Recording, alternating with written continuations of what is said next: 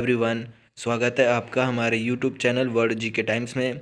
दोस्तों, इस वीडियो में आपको जीके के कुछ महत्वपूर्ण क्वेश्चन कराए जाएंगे जो कि आने वाले एग्ज़ाम के लिए बहुत ही महत्वपूर्ण साबित हो सकते हैं।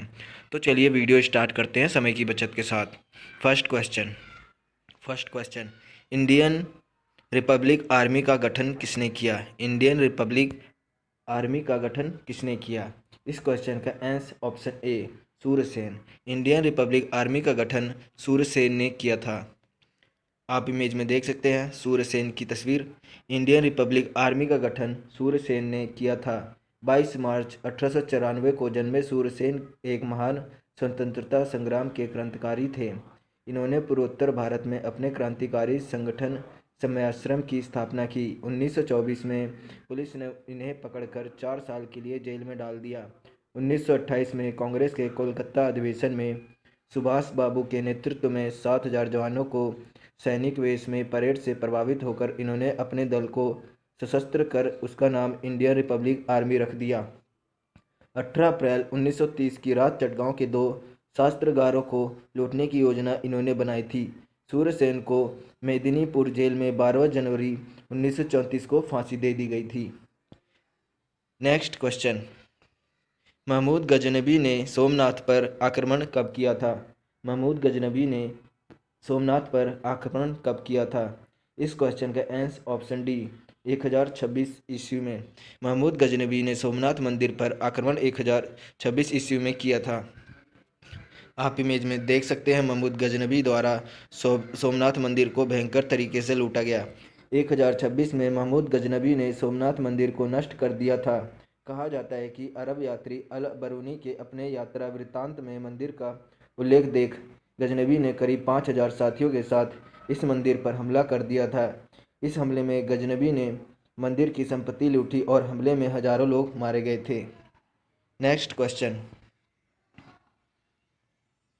दक्षिण भारत का मैनचेस्टर किसे कहा जाता है? दक्षिण भारत का मैनचेस्टर किसे कहा जाता है?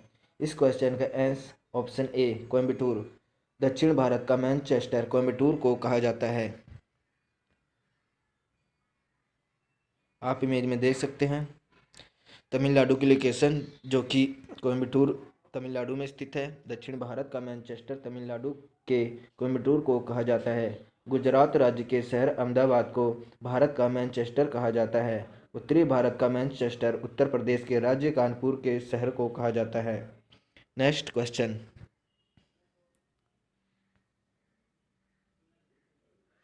नेहरू जूलॉजिकल पार्क कहाँ स्थित है? नेहरू जूलॉजिकल पार्क कहाँ स्थित है? इस क्वेश्चन का answer option B, Telangana. Nehru zoological park Telangana में स्थित है।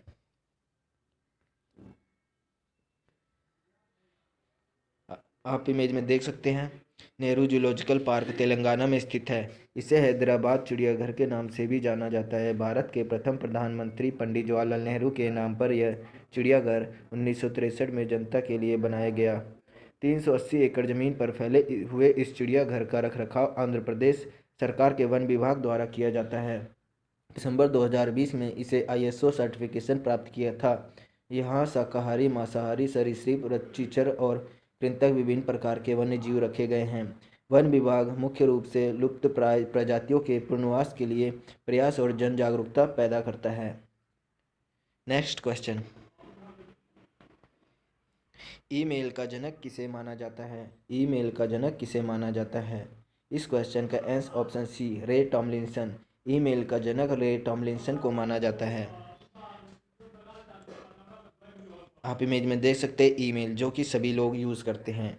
रे टॉमलिंसन को ईमेल का जनक माना जाता है। 2 सितंबर 1859 को पहली बार कैलिफोर्निया विश्वविद्यालय लॉस एंजल्स में 2 अलग अलग कंप्यूटरों द्वारा ARPANET के एक परीक्षण में सूचनाओं का आदान प्रदान सफलतापूर्वक किया गया था। नेक्स्ट क्वेश्चन, ध्रुव तारा किस दिशा में दिखाई देता है? ध्रुव तारा किस दिशा में दिखाई देता है? इस क्वेश्चन का आंसर ऑप्शन ए, उत्तर दिशा। उत्तर दिशा में ध्रुव तारा दिखाई देता है। आप इमेज में देख सकते हैं पृथ्वी तथा ध्रुव तारे की दिशा। ध्रुव तारा उत्तर दिशा में दिखाई देता है। इसकी प्रमुख विशेषता ही यह है कि यह सदैव उत्तर दिशा में स्थिर नजर आता है, चाहे रात के किसी भी समय देखा जाए। इसके विपरीत बाकी दूसरे तारे समय के साथ साथ आकाश में सरकते हुए दिखते हैं। इसी कारण इसे नॉर्थ स्टार भी कहा जाता है। इसलिए इसका उपयोग सुदूर सागर यात्रा पर जाने वाले नाविक, वीरान रेगिस्तान में चलने वाले कारवां तथा अन्वेषक प्राचीन काल में ही करते चले आए हैं। ध्रुव तारे को अंग्रेजी में पोलैरिस या लॉर्ड स्टार कहते हैं। ध्रुव तारा पृथ्वी से लगभग 434 प्रकाश वर्ष की दूरी पर स्थित है, किंतु खगोल शास्त्र की दृष्टि से ध्रुव तारे की प्राय बहुत कम जानकारी उपलब्ध रहती है। नेक्स्ट क्वेश्चन, पहला कृषि पुरस्कार किसे दिया गया था? पहला विश्व कृषि पुरस्कार किसे दिया गया था? इस क्वेश्चन का ऑप्शन सी, एम.एस. स्वामीनाथन को पहला विश्व कृषि पुरस्कार दिया गया था।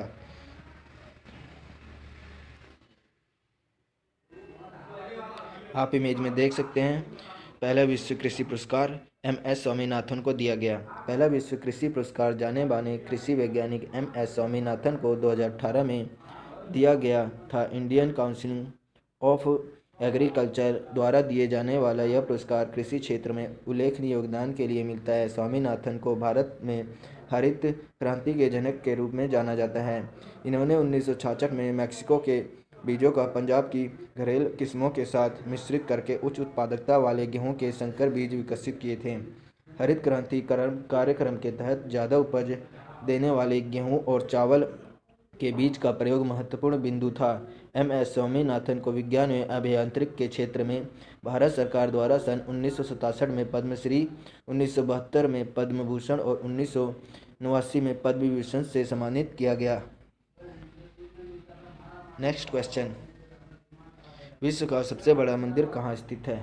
विश्व का सबसे बड़ा मंदिर कहाँ स्थित है? इस क्वेश्चन का ऑप्शन सी, कंबोडिया। विश्व का सबसे बड़ा मंदिर कंबोडिया में स्थित है। आप मैप में देख सकते हैं कंबोडिया की लोकेशन, जो कि एशिया महाद्वीप में पड़ता है। विश्व का सबसे बड़ा मंदिर, हिंदू मंदिर, कंबोडिया में पर स्थित है। मिकांग नदी के किनारे सिमरीप शहर में बना इस मंदिर के शिखर की ऊंचाई 213 फीट है। यह करीब 162.6 हेक्टेयर यानी 401 एकड़ में फैला है। इसे मूल रूप से खमेर साम्राज्य में भगवान विष्णु का मंदिर के रूप में बनाया गया था। इसे यहाँ के राजा सूर्यवर्मन द्वितीय के द्वारा 12वीं सदी में बनाया गया था। यह मंदिर भगवान विष्णु को समर्पित है। यह मंदिर दुनिया का सबसे बड़ा धार्मिक स्थल भी माना जाता है। अंकोर वाट मंदिर खमेर वास्तुकला की शास्त्रीय शैली का सबसे अच्छा और समृद्ध परिचय कराता है। इस मंदिर को मेरू पर्वत का रूप देते हुए बनाया गया है।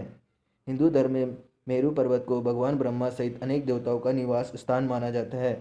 यूनेस्को ने सन 1992 में हिंदू और बौद्ध धर्म की इस धरोहर अंकोर वाट को विश्व विरासत स्थल में घोषित किया। नेक्स्ट क्वेश्चन, आयन मंडल की ऊंचाई कितनी है? आयन मंडल की ऊंचाई कितनी है? इस क्वेश्चन का ऑप्शन बी, 640 किलोमीटर तक आयन मंडल की ऊंचाई है।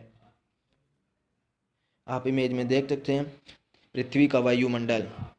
आयन मंडल की ऊंचाई 640 किलोमीटर तक है, यानी मध्यमंडल के ऊपर 80 से 640 किलोमीटर तक आयन मंडल का विस्तार होता है। आयन मंडल तापमंडल का सबसे निचला भाग है। इसमें विद्युत अवस्थित कणों की अधिकता होती है। इसी भाग में विश्व में कार्य विद्युतीय व चुंबकीय घटनाएं घटित होती हैं तथा ब्रह्मांड किरणों का परिचलन होता है। रेडियो तरंगें इसी मंडल से प्रवृत्त होकर संचार को संभव बनाती हैं। यदि यह मंडल न हो तो रेडियो तरंगें भूतल पर न आकर आकाश में असीमित ऊंचाई तक चली जाती।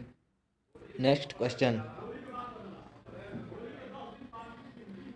क्वेश्चन, संसदीय विशेष अधिकार कहाँ से लिया गया है? संसदीय विशेष अधिकार कहाँ से लिया गया है? दोस्तों, इस क्वेश्चन का आंसर आपको कमेंट बॉक्स में देना है। दोस्तों, अगर वीडियो अच्छी लगी हो तो लाइक सब्सक्राइब जरूर करें। धन्यवाद।